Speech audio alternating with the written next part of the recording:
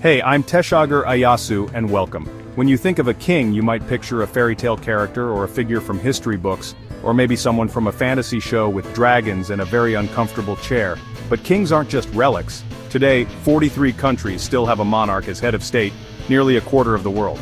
Not all are kings, some are emperors, sultans, or princes. But hereditary rule is alive and well in the 21st century. So how does this ancient system survive and even thrive in our modern world? That's what we're exploring. We'll look at 5 countries: the United Kingdom, Saudi Arabia, Morocco, Oman, and Eswatini, each with a very different kind of king. Let's begin our journey into the world's remaining kingdoms. The United Kingdom's monarchy is the world's most famous, full of tradition and spectacle, but behind the crowns and carriages, King Charles III's power is almost non-existent.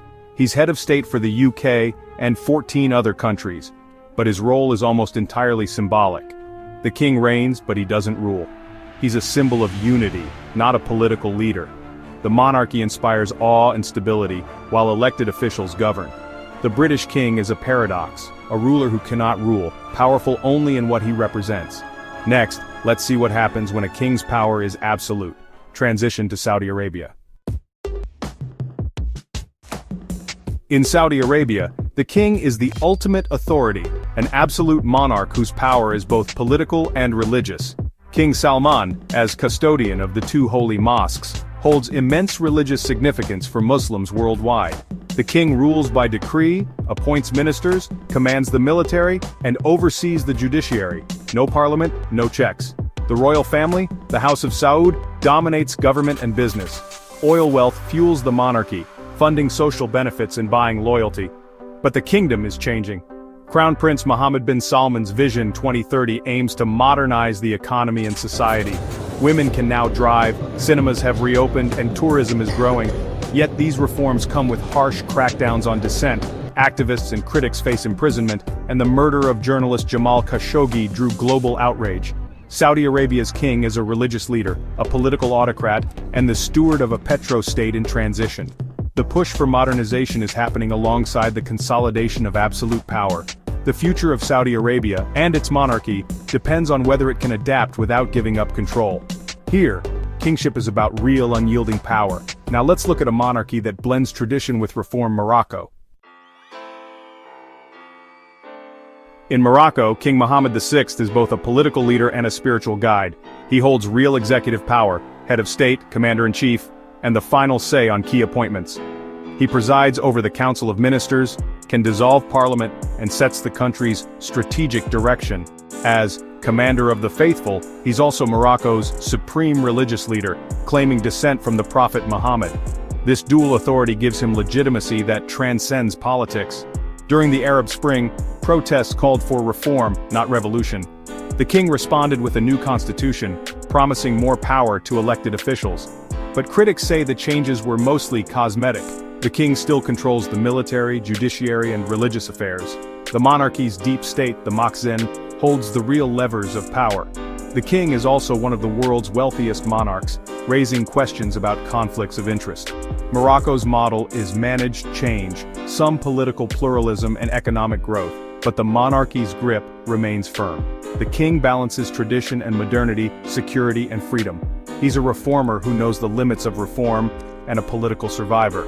Morocco shows how a king can adapt, co-opting the language of democracy while keeping real power.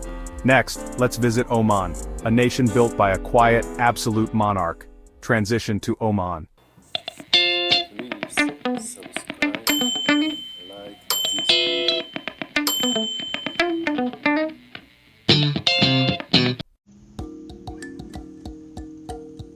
In Oman, the late Sultan Qaboos transformed an isolated country into a modern, stable state.